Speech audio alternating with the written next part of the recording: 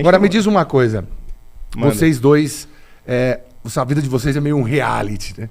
Tanto É um no reality, Instagram, quanto no YouTube. meio não, é um enfim. reality. Vocês foram os únicos que conseguiram, assim, intercalar a vida de vocês junto com a do negócio.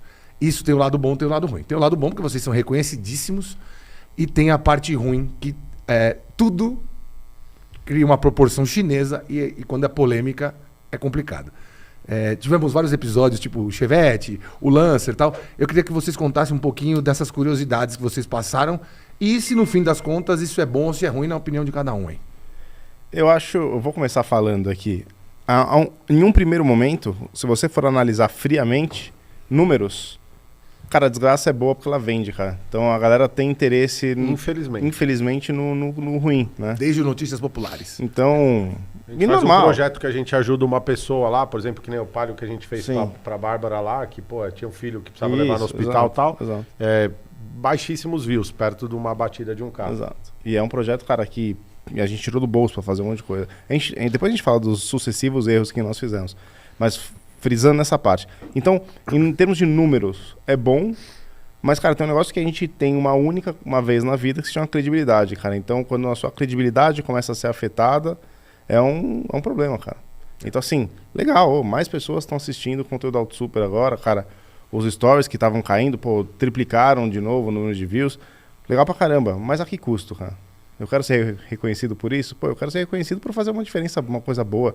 Não só entretenimento, mas trazer uma educação, alguma coisa assim. Eu acho isso legal, né? Esse é o nosso papel na Terra aqui. Porque às vezes quando uma desgraça, um erro seu viraliza, chega em muita gente que despreza o seu passado. Sim. Tudo que vocês fizeram até lá, o que ficou marcado foi alguma coisa que deu errado, né? Sim. Essa é a portinha. A gente não teve portas fechadas em nenhum momento com essas coisas que aconteceram, porque assim, a gente não tava fazendo nada de errado, né? São coisas que acontecem. O Chevette, quando bateu lá dentro do autódromo, primeiro, é um lugar que é para você testar o seu limite. Foi uma fatalidade mesmo. E lá pode-se bater um carro, Isso. né? É estranho falar isso, mas lá você pode bater um carro. É espetacular, porque você tá indo lá para treinar num ambiente controlado e você sabe que quando você entra lá, inclusive, você assina um papel que é assim, ó, bateu, acertou o carro do amiguinho, cada um paga o seu, irmão. Então, assim, lá é um lugar controlado justamente para você testar seu limite. E ali foi testado um limite, né? Na época, quem estava pilotando era o nosso até então produtor, o Arthur, né? Ele jogava muito drift no simulador, ele precisou dar um drift num carro que tinha 50 cavalos, e daí é um pouco diferente, Não estava entendeu? preparado aquele Chevette. Ele poderia simplesmente... Assim, ó, o erro dele foi tentar corrigir. Aquela puxada de freio de mão, não tinha nada... Não, Foi desesperador. aquela puxada de freio de mão, eu acho que até pra segurou salvar a um pouco. frente? Não, foi pra salvar o impacto. Porque quando ele puxa o freio de mão ali, é pra salvar o impacto, porque ele já sabia que o impacto ia rolar. Na verdade, isso foi já próximo do instante da batida final mesmo. Mas assim, o erro foi que ele tentou corrigir e o carro reagiu de uma forma diferente que ele ainda não está acostumado. Hoje é um excelente piloto de drift, tem uma BMW 130, anda super bem. Então, mas naquela época era o início ali de AutoSuper, né? Então aconteceu ali, foi uma fatalidade, tudo. Ganhou a proporção porque é aquele negócio, a gente se apega muito aos carros, muito mais do que deveria até, né? Mas nem foi a batida. O que deu o buzz do Chevette foi a reconstrução dele. Foi a reconstrução toda. Supere, mas assim, é difícil falar assim, cara, da ocasião naquele momento, porque só quem tá lá dentro, cara, fazendo aquilo, recebendo todos aqueles sensoriais, sabe o que vai fazer e o porquê fez aquilo. Então, assim, ainda bem que foi com o Arthur, que era o cara que tinha a melhor condição física dentro da AutoSuper. Se fosse outra pessoa, poderia ter se machucado, seria uma coisa ruim. Quebrou o banco, tudo mais. Mas o que foi legal desse carro foi justamente a reconstrução, né? Aí é legal. Aquilo foi um pico pra vocês de audiência? Sem dúvida. Foi um marco. Foi um pico de audiência. Foi o primeiro pico? Aquilo ali foi a maior aglomeração da história do Salão do Automóvel em todas as suas edições para ver um carro que não fazia parte de uma montadora, que não era patrocinado praticamente por uma grande empresa que patrocinava a gente na época, mas que não estava gastando 1/10 do que estava gastando uma montadora lá. De dois caras praticamente desconhecidos até então ali, porque a gente, né, a AutoSuper tinha, sei lá, 300, 600, 800 mil inscritos, não, tinha acho que 300 mil inscritos 300 na mil, época, tinha 300. né? Então aquilo ali foi um marco pra gente, um pico de audiência, não só um pico de audiência que a gente fala no YouTube. Foi um pico de audiência de pessoas ao vivo. Eu vou te falar uma coisa, foi ali que eu conheci você. Foi em 2016 isso? Foi em 2018. 18? Foi 2018. Eu lembro disso porque eu tava lá, eu recebi esse vídeo no WhatsApp, coloquei no Instagram e botei assim, pô, coitado do Chevetinho e tal. Falei, mas por que o cara puxou o freio de mão? Porque eu não tinha visto o vídeo, não sabia de onde tinha vindo. Não tinha marca d'água, nada. Eu coloquei lá. Cara, eu recebi uma enxurrada de comentário, tipo, se aproveitando da desgraça dos outros, não sei o quê. Eu falei, peraí, alguma coisa tem aqui. Aí que eu conheci, e aí a gente se encontrou até no salão automóvel. Isso. Não foi com você que eu falei com o Lucas. Sim, sim. Aí tava falando, eu falei, pô, esse é o Chevette e tal. A gente falou ali meio en passant, mas pra você ter noção, eu sou do meio, já tava, o meu YouTube tinha, sei lá, 1 ano, nem isso. Comecei em final de 17, tinha 8 meses de canal. E naquele ano a Carandave tinha acabado, eu tava cobrindo o salão pelo UOL. E ali eu falei, cara, o YouTube vai dar certo. Tipo, pra mim, né? Sim. Falei assim, porque eu conheci por ali e eu vi a aglomeração lá no salão e falei, é surreal. Surreal. E depois eu acompanhei a saga de vocês arrumando e tal. Tipo, tem jeito. Aquela puta foto da traseira sanfonada. Sim. Eu falei, puta, que legal que eu tô num meio que trouxe essa galera pra ver Sim. algo totalmente diferente do cenário. Sim, não tinha nada a ver com o automóvel aqui. Sim, não, Era muito legal. Fora, né? E assim, é quem gosta de carro, né? Exato. O público tá lá e gosta de carro. Então gosta das histórias que a gente gosta das coisas que a gente gosta e tudo mais.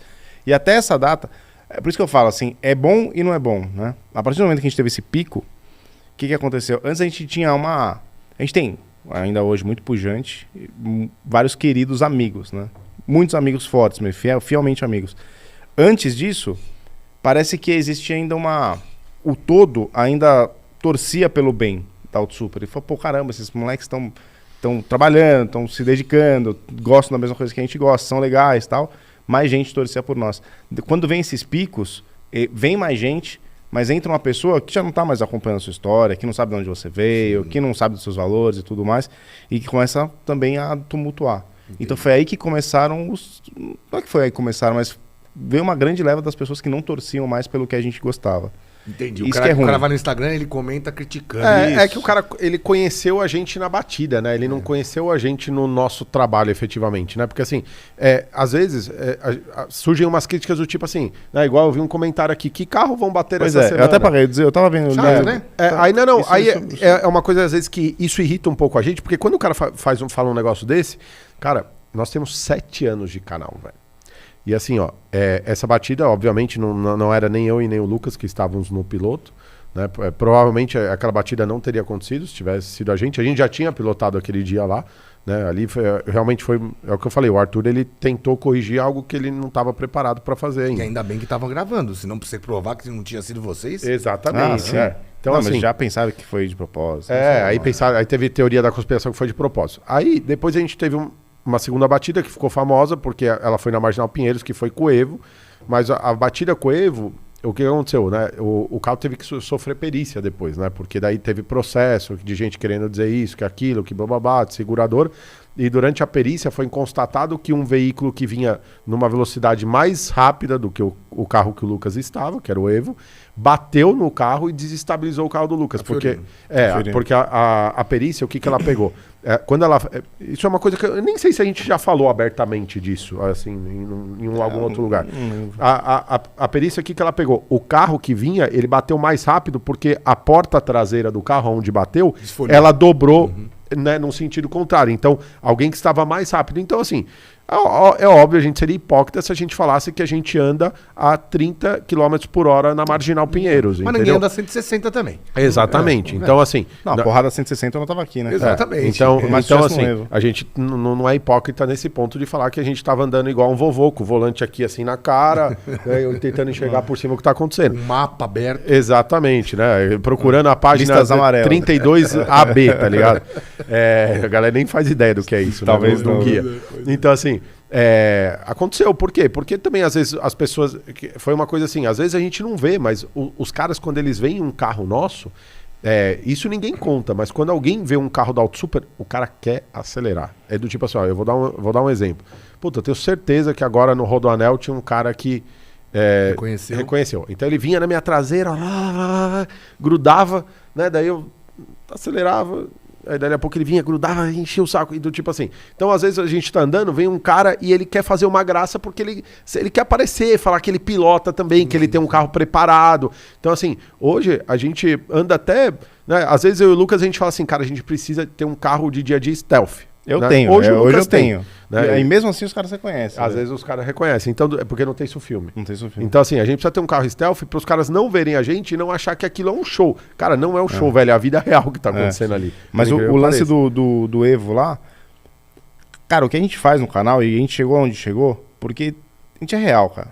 Então assim, não vim de uma escola de ator, muito pelo contrário, cara. Pô, eu tenho uma história de vida, cara, com altos e baixos, como qualquer pessoa real tem, tá ligado? E aonde as pessoas se conectam na gente é na nossa realidade por gostar de carro. A gente gosta, genuinamente a gente gosta de carro. Tanto é que a gente fez tantas besteiras em 7 anos porque gostamos de carro.